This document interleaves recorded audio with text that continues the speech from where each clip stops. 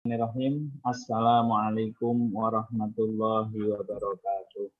Waalaikumsalam warahmatullahi wabarakatuh. Alhamdulillahi rabbil alamin wa bihi nasta'inu ala umuri dunya waddin. Sayyidina wa maulana Muhammadin wa ala alihi wa sahbihi ajma'in. Amma ba'd. Qala Allah Ta'ala fil Qur'anil Karim. A'udzu billahi minasyaitonir rajim. Bismillahirrahmanirrahim. Yarfa'illahu alladhina amanu minkum walladzina utul ilma darajat. Yang saya hormati Bapak Dr. Ilham, berikut Ibu Arwana Afana Ilham.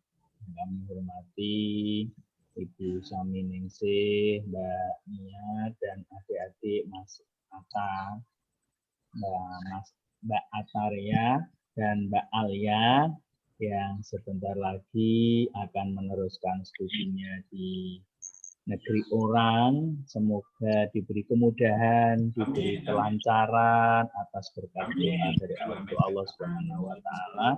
Semoga semua berjalan lancar, tidak ada halangan suatu apapun. Amin. Pertama-tama marilah kita panjatkan rasa tasyukur kita kepada Allah Subhanahu wa Ta'ala karena berkat rahmah, hidayah serta inayahnya kita bisa bermuajahah dan kumpul di tempat atau di jaringan pada sore hari ini dengan penuh rasa kegembiraan. Semoga kita selaku umat Rasulullah bisa diberikan rahmah dari Allah Subhanahu wa Ta'ala. Kedua kalinya sholawat beserta salam marilah kita aturkan kepada Nabi besar Muhammad Sallallahu Alaihi Wasallam. Semoga kita termasuk umat yang mendapatkan syafaat besok yaumil qiyamah dengan mengucapkan Allahumma sholli ala sayyidina Muhammad wa ala ali sayyidina Muhammad. Marilah sebelum kita mulai kita menyanyikan atau menyolawatkan ini al-i'tiraf. Al-i'tiraf itu pengakuan yang dikenal dengan syair Abu Nawas dahulu. Semuanya sudah memegang teksnya, mari kita sama-sama. Bismillahirrahmanirrahim. Ilahi lastu bil firdausi a'la wa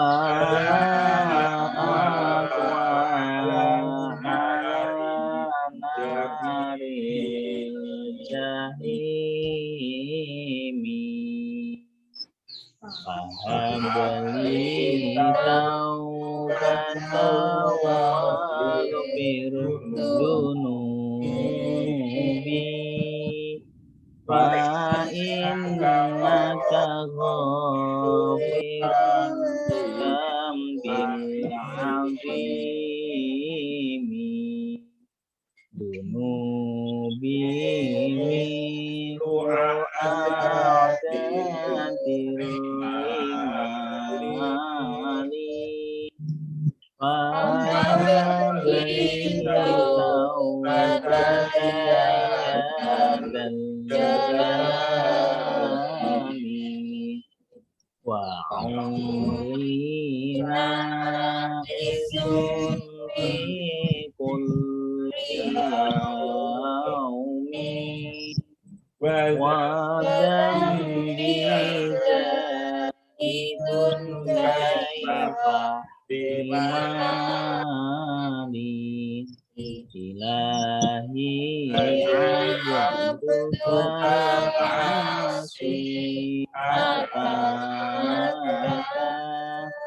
muqirram bidunubi wa qad da'aka fa in taghfir fa anta lidaka ahlun fa in tabrud fa may yarju waka.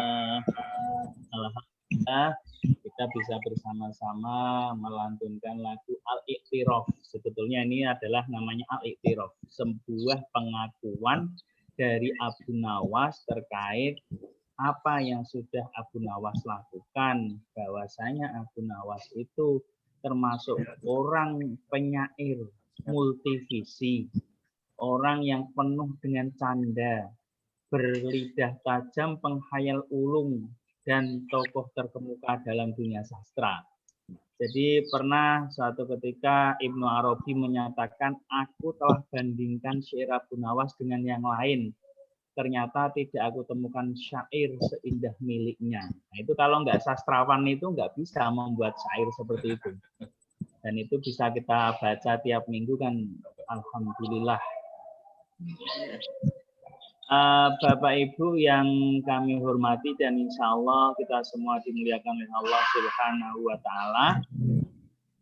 Alhamdulillah minggu berganti minggu, hari berganti hari hingga masuklah kita pada pertemuan sore hari ini masih di bulan Sya'ban. Jadi karena ini di bulan Sya'ban, maka saya akan menceritakan terkait dengan bulan Sya'ban. Setelah kita mengetahui ada qosois atau beberapa cerita terkait bulan Sya'ban, maka saya akan menambah sedikit terkait persiapan kita untuk menghadapi bulan Ramadan yang sering dikatakan khairun min alfi syahr. Bulan yang paling baik dibandingkan 1000 bulan. Dan semoga kita semua dalam kondisi sehat walafiat, bisa menjalani ibadah puasa besok sampai pada bulan Ramadan. Ya. Bulan Sya'ban, kita kemarin ada 3 kisah. Jadi ini saya akan menceritakan sedikit. Bahwasanya bulan Sya'ban itu adalah bulan di mana kita persiapan untuk bermuhasabah. Apa itu bermuhasabah? Bermuhasabah adalah introspeksi diri, ya. Menghitung-hitung diri, apakah diri kita itu termasuk kategori orang yang baik, apakah termasuk kategori orang-orang yang kurang baik atau orang yang buruk. Maka ada sebuah makalah atau sebuah pesan yang menyatakan orang baik adalah orang yang merasa dirinya buruk. Dan orang buruk adalah orang yang mengaku dirinya baik. Mari kita berevaluasi, bertakwim, ya, bertakwim, berevaluasi, semoga kita termasuk kategori orang-orang yang baik. Ketika diri kita merasa kurang baik, maka amal ibadah kita akan terus kita tambah, hingga pada saatnya kita betul-betul menjadi orang yang baik di pandangan Allah Subhanahu wa Ta'ala. Ini adalah sebuah kalkulasi hidup. Ya. Jadi ini sudah masuk bulan Sya'ban, sebentar lagi memasuki bulan Ramadan. Supaya kita bisa menikmati bulan Ramadan, mari kita mengevaluasi diri kita. Pantaskah kita memasuki bulan yang suci? Orang sering menyebut bulan Ramadan adalah bulan yang suci. Ya. Bulan suci, bulan yang di sana hanya amal ibadah yang kita lakukan.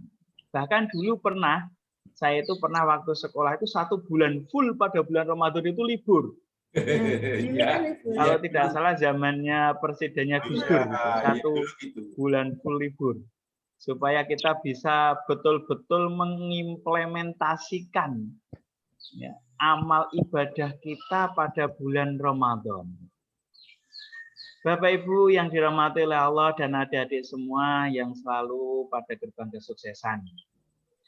Orang tua kita selalu menyatakan bulan Sya'ban dengan bulan ruwah, yang sangat identik dengan kata-kata arwah.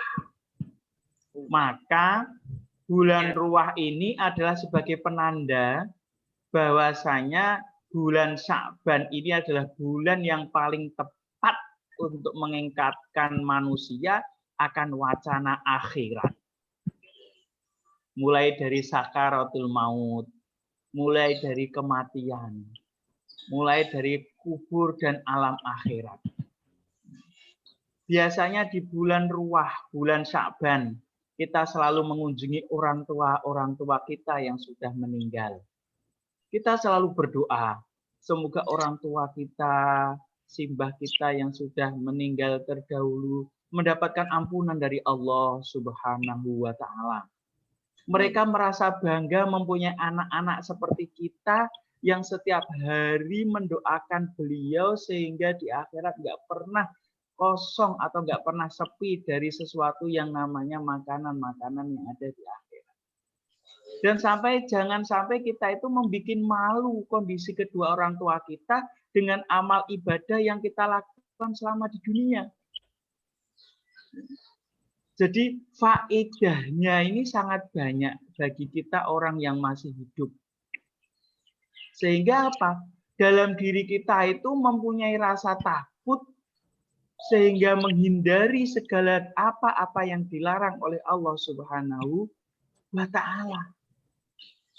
Karena memang kondisi yang seperti diceritakan, hikayat yang diceritakan oleh Abu Bakar Al-Ismaili bahwa Sayyidina Utsman bin Affan tidak meneteskan air mata ketika digambarkan kepedihan neraka dengan segala siksanya.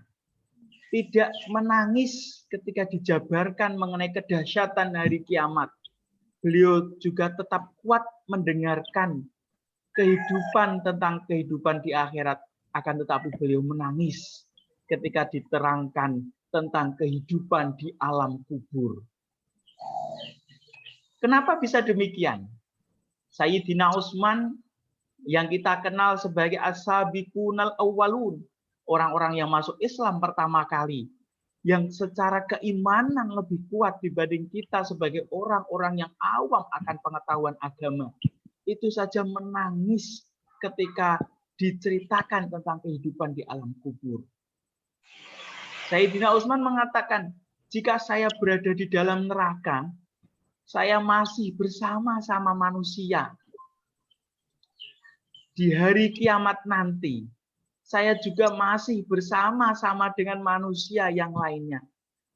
Tapi jika saya di dalam kuburan, maka saya sendirian dan tidak ada teman yang menemani. Di alam kubur itu sendirian. Tidak ada yang mau menemani. Sebagaimanapun kondisi kita, hanya 3 amal yang kita bawa. Sedekah jariyah. Meninggalkan keturunan-keturunan yang solih. Kemudian mempunyai anak solih yang mau dan mampu mendoakan kedua orang tuanya. Masya Allah. Maka anak itu bisa menjadi ladang pahala, anak juga bisa menjadi ladang fitnah besok kita ketika kita hidup di alam kubur maupun di akhirat. Semoga kita mempunyai keturunan-keturunan yang solih, yang selalu menjalankan ibadah sholat, selalu mentaati segala perintah Allah dan menjauhi segala larangan. Amin. Kita kembali kepada sahabat Utsman bin Affan. Kita mengenal as-sabiqunal awwalun, yang pertama adalah sahabat Abu Bakar As-Siddiq. Ya, atau 4 khalifah. Kemudian ada Umar bin Khattab. Kemudian yang ketiga adalah sahabat Utsman bin Affan. Yang keempat adalah sahabat Ali bin Abi Thalib. Itu yang dikenal sebagai 4 orang khalifah yang pertama kali. Sahabat Umar menangis kenapa? Karena malaikat Israfil lah yang akan membukanya ketika kiamat nanti tiba. Itu yang menakutkan itu di alam kubur saya itu ya, mohon maaf. Jadi almarhum ayah saya itu ketika ditinggal nggak menangis, tapi ketika diturunkan ke liang lahat, disitulah saya nanti dengan siapa. Bahkan anak saya yang sekarang berusia 2 tahun 9 bulan itu mengatakan, Mbah Roko atau Mbah Kakung, kasihan ya Bi. Kenapa? Sendirian di dalamnya. Nggak ada temannya. Ya. Hanya dibuatkan ruang seukuran berapa kali berapa saja. Jika dibandingkan dengan apa yang kita miliki di dunia, maka kesempatan yang terbaik adalah beramal untuk kehidupan ukhrawi atau untuk kehidupan akhirat. Sesungguhnya kuburan itu adalah salah satu lubang dari lubang neraka, yaitu tempat yang menyengsarakan bagi mereka yang hidupnya penuh dengan dosa. Dan menjadi bagian dari taman surga bagi mereka yang beramal soleh. Seperti yang diungkapkan dalam hadis Rasulullah Sallallahu Alaihi Wasallam. Innamal qabr raudhatam min riyadil jannah au hufratan min hufarin niron. Jadi kubur itu adalah serambi akhirat atau miniatur akhirat yang penuh dengan pembalasan amal. Jika amal kita di dunia baik, maka kuburan akan menjadi surga yang bersahabat.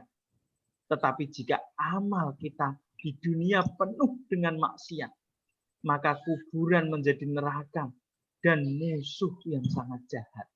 Itu Rasulullah langsung yang menceritakan terkait dengan innamal kubru raudhatan min riyadil jannah au hufratan min hufarin niron. Ya Allah, semoga kita semua terhindar dari siksa-siksa kubur. Amin, dan diberikan nikmat oleh Allah Subhanahu wa taala dengan bisa menikmati surganya Allah Subhanahu wa taala. Ada sebuah hadis yang agak panjang, saya tidak akan membacanya secara utuh. Akan tetapi hadis ini kharajat Tirmidzi min hadis Abdullah bin Walid Al-Wasofi an Atiyah bin Abi Sa'id. Bersumber dari Abi Sa'id Al-Khudri bahwa Rasulullah Shallallahu Alaihi Wasallam pernah masuk ke musolanya. Faro'a unasan ka'annahum yaksuruna. Di situ beliau bertemu dengan orang-orang yang sedang tertawa terbahak-bahak. Ya. Auyat hakun, faqala ama innakum la aktsartum min dzikri hadimil ladzat. Kemudian Rasulullah berkata kepada mereka, andaikan kalian mau mengingat kematian, tentu saja akan menyibukkanmu tentang kedahsyatan apa yang pernah aku lihat. Maka perbanyaklah mengingat kematian, karena setiap hari kuburan berkata, aku adalah rumah pengasingan. Aku adalah rumah kesendirian. Aku adalah rumah tanah. Dan aku adalah rumah cacing. Itu setiap hari. Itu kuburan itu mengatakan seperti itu. Maka jikalau yang dikebumikan adalah orang mukmin, maka kuburan akan menyambutnya dengan marhaban. Ahlan wa sahlan, engkau adalah salah satu orang yang kucinta dari sekian orang yang berjalan di atas punggungku. Ada sebuah riwayat, sebetulnya bumi ini hanya tinggal musibah-musibahnya saja. Jadi bumi ini sudah nggak kuat dihuni oleh manusia yang secara keserakahan duniawinya. Yang secara kebijakan duniawinya itu sudah mulai bumi nggak terasa. Jadi bumi gunung itu meminta kepada Allah supaya ingin menggulung manusia yang ada di muka bumi. Untungnya orang-orang yang ada di bumi ini masih ada orang-orang yang sholat. Masih ada orang-orang yang mengerjakan perintah Allah Subhanahu wa ta'ala. Seolah-olah itu hanya penundaan semata. Hanya ditunda. Jadi orang itu harus siap menghadapi segala sesuatu yang akan terjadi. Ini adalah basyiron wa nadhiron. Ini adalah peringatan dari Allah Subhanahu wa taala melalui hadis Rasulullah Sallallahu Alaihi Wasallam. Dan umat Rasulullah itu enak, termasuk kategori yang enak. Semua dan apapun yang akan terjadi ketika nanti di akhirat itu sudah diberitakan semuanya. Jadi kita itu hanya mempersiapkan. Kita selalu berdoa, Allahumma tawwil umurana, ya Allah. Atau Allahumma tawwil umrana, ya Allah, semoga panjangkanlah umur-umur kami. Dengan selalu ingat kepada Engkau. Dengan selalu memahami atas nikmat-nikmat yang telah Engkau berikan, ya Allah. Maka kita harus sering mengucapkan, Allahumma barik lana fi hayatina. Ya Allah, berilah keberkahan kami dalam hidup kami. Dan kita selalu melafadzkan, inna sholati wa nusuki wa mahyaya wa mamati lillahi rabbil alamin. Demikianlah cerita perlakuan kuburan bagi mayit yang diceritakan oleh Rasulullah Sallallahu Alaihi Wasallam, agar kita bisa menjadi pembelajaran, agar kita selalu ingat bahwasanya innal mauta, bahwa sesungguhnya mati itu adalah cukup peringatan yang mengeringatkan kepada kita semua atas apa yang telah kita perbuat di dunia ini. Dan semoga kita termasuk orang-orang yang mudah untuk bertaubat. Innallaha yuhibbut tawwabina wa yuhibbul mutatahhirin. Kita termasuk kategori orang-orang yang bertaubat dan orang-orang yang menyukai kepada sesuatu yang baik-baik apa yang ada di dunia ini. Itu saja Bapak Ibu dan para adik-adik yang bisa kami sampaikan pada sore hari ini. Maka zikrul maut, tujuan orang untuk melihat ruh atau arwah ketika kita ziarah kubur itu adalah salah satu hikmahnya zikrul maut, mengingat kematian. Tidak ada tujuan lain kecuali kita, besok kita semua juga akan menunggu giliran kita masing-masing. Dan semoga amal ibadah kita ketika meninggal, mau meninggal itu tergantung kebiasaan apa yang kita lakukan. Kadang orang itu sudah mempersiapkan dirinya untuk meninggal dengan kondisi sujud. Ya, ada beberapa ulama yang ketika sujud dia meninggal karena aktivitas kesehariannya yang menjadi amal ibadah kesehariannya itu sujud. Ada lagi seorang ulama yang meninggal ketika mengaji. Wah, ini saya malah nggak berani cerita ini. Jadi ketika mengaji seperti ini, karena kebiasaannya mengaji.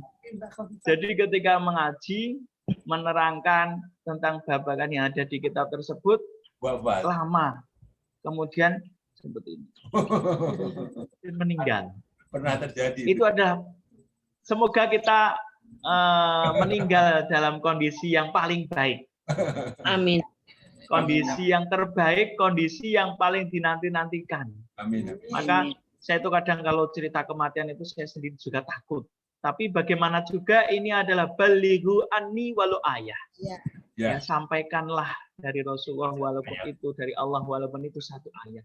Ini juga untuk mengevaluasi diri saya. Karena tidak menutup kemungkinan kadang kematian itu memang betul-betul dirahasiakan. Betul-betul tidak diberitahukan oleh siapapun, kepada siapapun.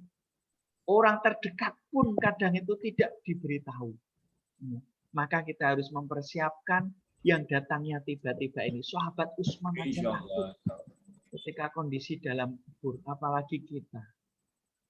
Semoga kita hanya bisa selalu berdoa karena doa usilahul mukmin. Doa itu adalah senjatanya orang mukmin. Orang itu kalau sudah berdoa itu di hati ini rasanya ayem.